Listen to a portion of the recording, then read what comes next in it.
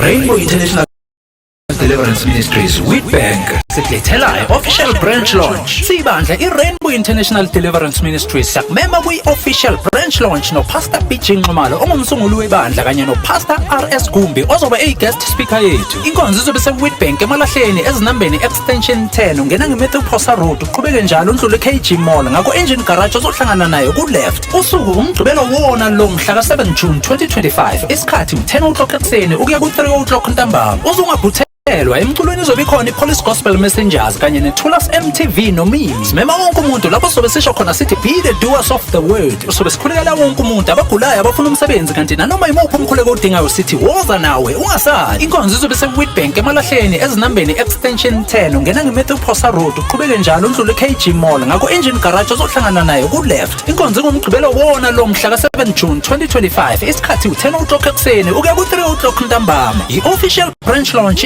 Rainbow International Deliverance Ministries eWitbank uzungaphuthelwa sihlangane khona ngelomahhala kanti wonke umuntu omukelekile. 2025 Year of Fulfillment of God's Promises.